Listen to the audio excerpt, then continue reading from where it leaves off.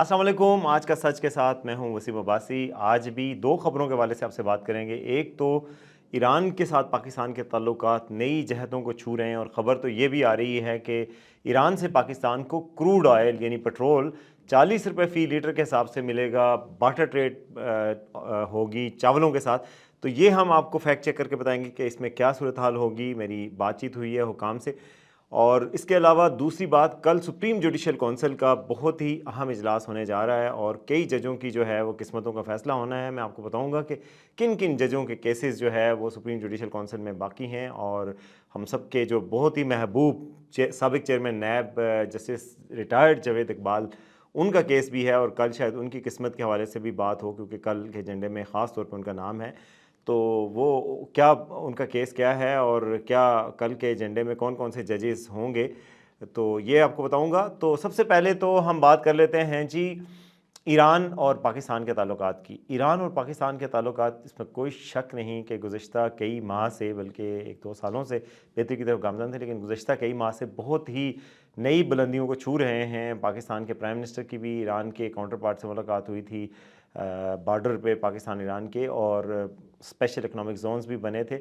लेकिन तेल की बात हो रही थी, क्योंकि तेल पाकिस्तान की ऐसी ज़रूरत है, आपको पता है अरबों डॉलर सालाना ख़र्च होते हैं और पाकिस्तान तेल इंपोर्ट करता है और बड़ा महंगा पड़ता है। और पाकिस्तान में पेट्रोल की प्राइसेस ऐसी हैं जिसकी वजह से हर शख्स मुतासर होता है। हर चीज़ महंगी होती है, किराए महंगे होते हैं, अशिया महंगी हो जाती हैं और पेट्रोल की प्राइस का फ़र्क सब पे पड़ता है। तो ये ख़बर चल रही थी जिसको मैंने फैक्ट चेक किया कि जी ईरान के साथ कोई ऐसा माहिदा होने जा रहा है कि पाकिस्तान को 40 रुपये फ़ी लीटर पेट्रोल मिलेगा ईरान से। सोचिए कि 40 रुपये फ़ी लीटर पेट्रोल, लेकिन वो क्रूड फॉर्म में, यानी ज़ाहिर है रिफाइंड फॉर्म में नहीं होगा। 40 रुपये लीटर पेट्रोल पाकिस्तान को मिले तो मज़े हो जाएंगे, वारे न्यारे हो जाएंगे। रिफाइन शिफाइन होकर कितने का 100 रुपये लीटर पेट्रोल बिकेगा। 100 रुपये लीटर पेट्रोल पाकिस्तानियों को मिले तो और क्या चाहिए, या 150 भी मिले तो ठीक है। तो ये चीज़, और उसके बारे में ये भी ख़बर चल रही थी कि जी बाटर ट्रेड होगी, पाकिस्तान चावल देगा और वो देंगे, हमें ऑयल देंगे, क्योंकि इंटरनेशनल पाबंदियों का शिकार है अफ़गानिस्तान ईरान। और उसमें हमारे, आपको पता है, कुछ सैंक्शंस हैं, हमें अमेरिका का भी होता है ख़दशा और बाकी वेस्टर्न ममालिक का, कि वो उनकी तरफ से सैंक्शंस लगी हुई हैं ईरान पे कि जी आप उससे डायरेक्टली ट्रेड नहीं कर सकते, बैंकिंग ट्रांजेक्शन्स नहीं कर सकते। तो मैं आपको बताऊं कि मैंने इसको चेक किया आज, और इस पे मेरी हुकाम से बात हुई, ईरानी सफारत खाने के ज़राए से भी बात हुई है, पाकिस्तानी हुकाम से भी बात हुई है, कुछ लोगों की जो मुलाकातें हुई उस हवाले से भी। तो मैं आपको बताऊं कि जो ये बात है 40 रुपये वाली, ये चीज़ तो कहीं पे भी साबित नहीं हुई जो कि ईरानी ज़राए से। अलबत्ता ये बात ज़रूर हुई है, चंद दिन से हो रही है लगातार, और उसमें भी ये बात हुई है कि चूँकि सी पैक अब रिवाइव हो रहा है पाकिस्तान और चाइना के दरमियान, और चीन और ईरान के ताल्लुकात भी बहुत अच्छे हैं। चीन और ईरान के ताल्लुकात इतने अच्छे हैं कि कुछ, आपको पता, कुछ माह पहले सऊदी अरब और ईरान की सुलह कराने में चीन का बहुत बड़ा किरदार था, और बीजिंग में जाके दोनों ममालिक ने ऐलान किया था कि हम आपस में सफारती ताल्लुकात बहाल कर रहे हैं, और वो इस हद तक बहाल हो रहे हैं कि जो है बड़ी लेवल पे एक दूसरे से विजिट्स भी हुए हैं, बातचीत भी हुई है, और अब कोई ईरान के सदर का सऊदी अरब का दौरा भी प्लान्ड है। तो चीन से ताल्लुकात इतने अच्छे हैं। तो चीन और पाकिस्तान जो सी पैक शुरू कर रहे हैं, तो ईरान ने पहले तो ये ऑफ़र की है कि जो एनर्जी की ज़रूरत है सी पैक की, वो हम पूरी करने को तैयार हैं। उस एनर्जी में ज़ाहिर है बिजली की भी है, पहले ही ग्वादर को बिजली आ रही है ईरान से।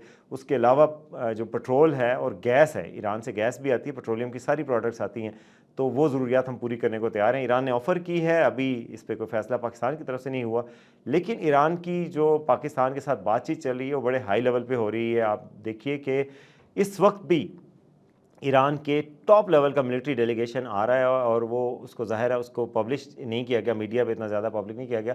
पाकिस्तान की मिलिट्री क़यादत से मुलाकात कर रही है। उसके अलावा ईरान के हाई लेवल के डेलीगेशंस का आपस में एक्सचेंज हुआ है। ईरान के सफ़ीर जो है वो पाकिस्तान के FBR के चेयरमैन से अभी चंद दिन कबल मिले थे। पाकिस्तान में मोहसिन नकवी से मुलाकात थी, लाहौर में चीफ़ मिनिस्टर से। तो ईरान के सफ़ीर की मुलाकातें भी हो रही हैं, और वो उसमें तय ये हुआ है, एक तो सी पैक के लिए ऑफ़र की गई है, दूसरा पाकिस्तान और ईरान की ट्रेड को आगे बढ़ाना है। ईरान के सफ़ीर का ये कहना है कि पाकिस्तान फ़िलहाल तो सिर्फ 2.5 अरब रुपए की, जो 2.5 अरब डॉलर की ट्रेड हो रही है पाकिस्तान और ईरान के दरमियान, वो हो रही है जो फॉर्मल ट्रेड है।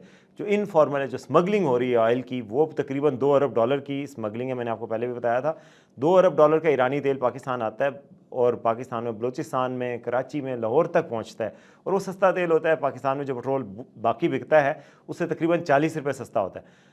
तो वो ट्रेड जो हो रही है उसको फॉर्मलाइज करने की भी बात हुई है और पाकिस्तान और ईरान की गवर्नमेंट्स अब बात कर रही हैं कि ईरान से स्मगल होने के बजाय ऑयल को बॉर्डर पे लाया जाए। रिफाइंड ऑयल की बात हो रही है और वो सस्ता ऑयल होगा, लेकिन वहाँ पर कस्टम हुकाम को पाकिस्तान ईरान बॉर्डर पर रखा जाए, कस्टम और FBR के हुकाम, और वो वहाँ पर फ़ी गाड़ी जो लोग आ रहे हैं उनसे चार्जेस लें, टैक्स लें, ताकि वो इसको फॉर्मलाइज़ किया जाए और पाकिस्तानी हुकाम को, पाकिस्तान की हुकूमत को कोई फ़ायदा भी हो इस ट्रेड का।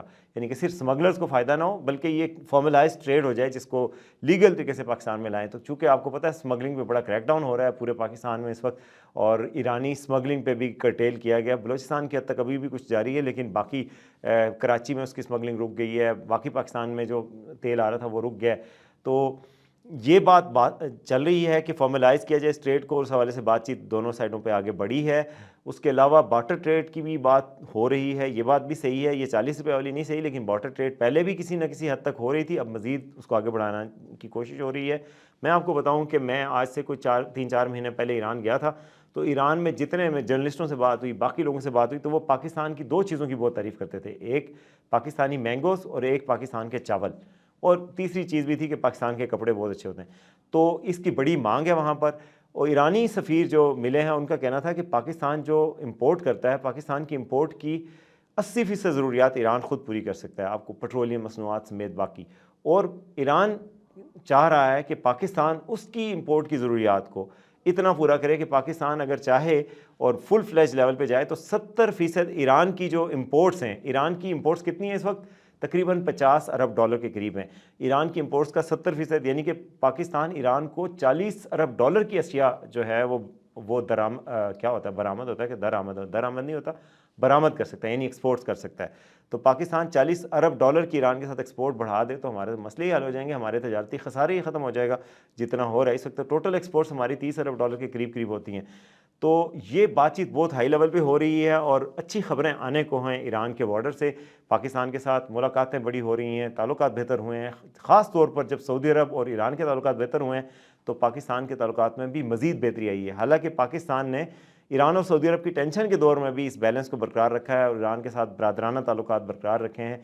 इस वक्त पाकिस्तान और ईरान के दरमियान सिक्योरिटी बात भी हो रही है। ईरान के अलावा चीन में भी ये हो चुकी है, 3 मुल्कों के दरमियान बातचीत ताकि बॉर्डर को सिक्योर किया जाए। ज़ाहिर है जब CPEC दोबारा से रिस्टोर होगा तो BLA की सरगर्मियाँ पाकिस्तान के अंदर शुरू होंगी, तो ईरान की तरफ से सिस्तान जो बॉर्डर का प्रोविंस लगता है वहाँ पे हमें मदद फराहम होगी, तो कम अज़ कम इंसर्जेंसी को काउंटर किया जा सकेगा। तो ये एक अच्छी खबर थी, मैंने कहा आपसे शेयर करूँ।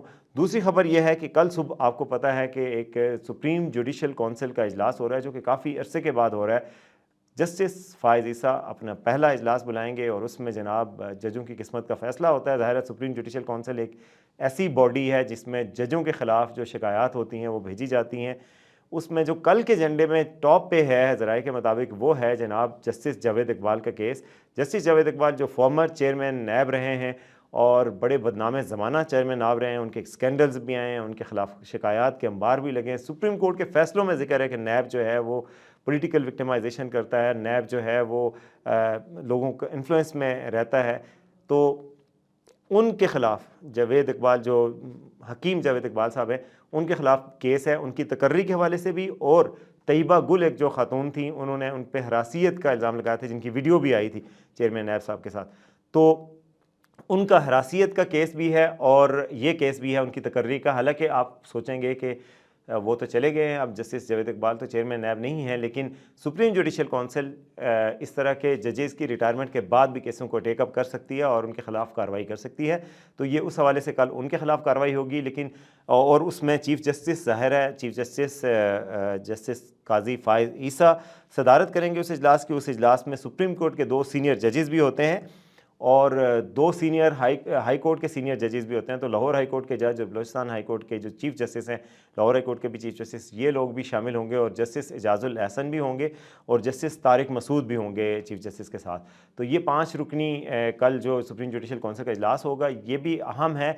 और आपको बताएं कि इस वक्त जो है वो सुप्रीम जुडिशल काउंसिल में जो दरख्वास्तें हैं वो सैकड़ों की तादाद में दरखास्तें हैं और एक ही जज के ख़िलाफ़ कई की दरखास्तें भी होती हैं। तो इस वक्त जो जजेस के ख़िलाफ़ दरखास्तें हैं उनमें ज़ाहिर है जस्टिस मुज़ाहिर अली नकवी सब मशहूर है, उनको उनके हवाले से ऑडियोज़ भी आई हुई हैं, ट्रकों वाली ऑडियो भी आई थी और भी ऑडियोज़ आती रहती हैं, तो उनकी ऑडियो भी आई हुई है। उनके ख़िलाफ़ 11 केसेस हैं। उसके अलावा justice Munib Akhtar, justice Umar Ata Bandial, justice Ejazul Ehsan, justice Shahid Waheed और जस्टिस आयशा, इनके हवाले से केसेस हैं। एजाजुल एहसन के हवाले से मैं कंफर्म नहीं हूँ, वो तो ख़ुद कल उसमें शरीक हैं जो इजलास होगा, लेकिन इन जजेस के ख़िलाफ़ भी रेफरेंसेस हैं। ताहम जो ज़राए हैं उनका कहना है कि शायद ये जो बाकी जजेस के ख़िलाफ़ रेफरेंसेस हैं उन पर कल फैसला कुछ ना हो या कल उस पर कोई समाअत ना हो। लेकिन यह भी कहा गया है कि चीफ़ जस्टिस काजी फायज़ साहब का ये फरमान है और कुछ अर्सा कबल उन्होंने कहा है कि वो अब फ्रीक्वेंटली सुप्रीम जुडिशल काउंसिल के इजलास मुनक़िद किया करेंगे। तो अगर कल कुछ लोग ज़ेर गौर नहीं आएंगे तो अगले इजलासों में ज़रूर ज़ेर गौर आएंगे, और आपको पता ही है कि शिकायत सीरियस नौइयत की भी हैं। तो अब देखते हैं कि कल क्या फ़ैसला होता है, कल क्या समाअत होती है। ज़ाहिर है समाअत का भी एक तरीक़ाकार होता है, इन कैमरा होती है सुप्रीम जुडिशल काउंसिल में समाअत, लेकिन प्रेस रिलीज़ बाद में कोई जारी हो या किसी तरीके से बाद में कोई बता दिया जाए तो वो होती है। आपको पता है कि लास्ट जो किसी जज को डिसमिस किया गया था वो जस्टिस शौकत अजीज़ सिद्दीकी थे, जिनको गलत तरीके से डिसमिस किया गया था। उनकी अपील अभी भी सुप्रीम कोर्ट में पेंडिंग है। उन्होंने जनाब यही एक तकरीर कर दी थी पिंडी बार में, जाके कहा था कि जी जनरल फैज़ ने कहा कि हमारी 2 साल की मेहनत ज़ाया हो जाएगी, मुझे आके कहा कि नवाज शरीफ को सज़ा दो वरना नहीं होगा। ये बात उन्होंने की तो इस बात पर उनके खिलाफ़ कार्रवाई हुई और बजाय इसके कि बाकी किसी के खिलाफ तहकीकात होती, उनको जनाब नौकरी से हटा दिया गया था। उसके बाद सुप्रीम जुडिशल काउंसिल के इजलास ही ज़्यादा नहीं हुए और अब जो है जस्टिस फ़ाइज़ ईसा भी शायद कुछ जजों की किस्मत का फ़ैसला करेंगे। जो अपडेट्स होंगी हम आपको बताते रहेंगे। देखते रहिए मच का सच।